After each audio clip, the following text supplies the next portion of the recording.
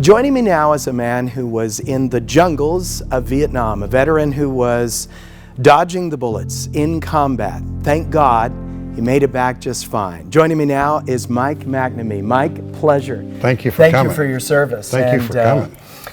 Vietnam, it inspires emotion the moment you talk about it. It was a violent war. You were on the ground, but you would look up, and whenever you saw one of these behind us coming, that was not a good thing, was it?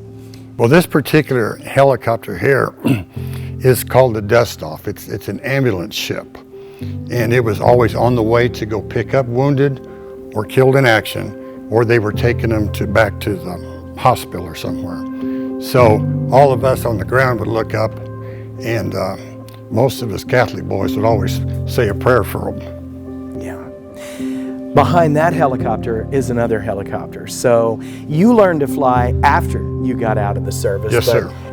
That's the one that was being shot at continuously. Tell us about that chopper. This little helicopter here, called a Loach, was flying at 50 feet and 50 miles an hour scouting for the enemy, and they were getting shot at all day long. So they were between 18 and 22 years old. You couldn't ever get a 30-year-old to do something like that. Why do you think War Eagles Air Museum is important for young people? Why do we have to really just go ahead and go through the pain and remember? It's a part of our history. It's part of America's history. And it's painful, but also in World War II, we won, we saved the world, and it's important that we remember it. There have been subsequent conflicts since World War II. All of the people that designed, built, maintained, and flew these aircraft, they're all up in heaven now. And these guys here are still with us, and that's why we've got some helicopters here for the people from subsequent conflicts. You have a video that people can watch, and you've actually watched some people watch the video about Vietnam, and it doesn't hold back, does it? No, we have two monitors here, one for the Dust-Off, one for the Loach. And they're both very powerful, and I've seen people leave this one with tears in their eyes. Yeah.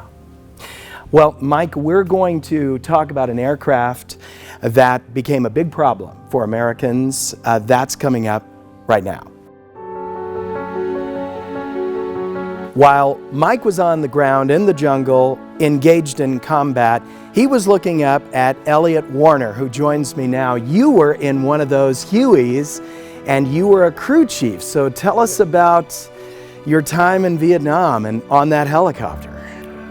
Well, we were mainly in a slick, which was a UH-1H, and we were used to transport people or the infantry into areas, resupply them, haul the wounded back out, insert ARVNs, which was the Vietnamese trained army, and that's what we did. Now you say it's just a job. Regular people like me would be terrified. Terrified. Well, it was a job. I mean, it was 7 days a week, 24 hours a day, 365 days a year. So there was no breaks, and it was a job.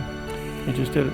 While you were on the helicopters, of course, our Air Force men were up in the jets. And what kind of jets were we flying by Vietnam?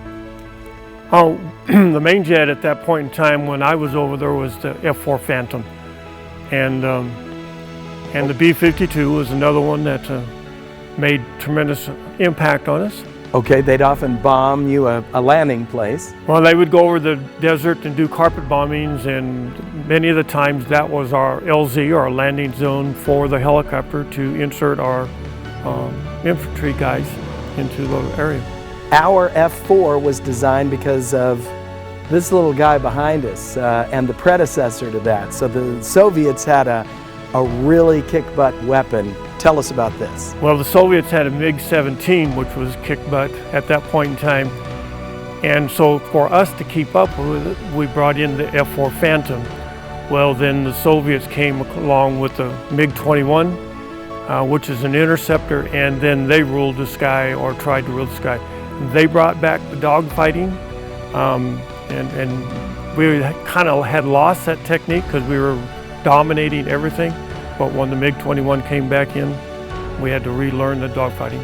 On this MiG, I see German markings. So how did the museum acquire this aircraft? Well, it was taken over by the Germans, and they refurbed it and went through it and, of course, gathered all the information they could.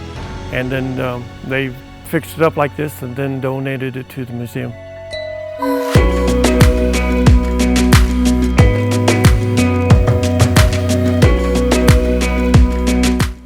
Incredible.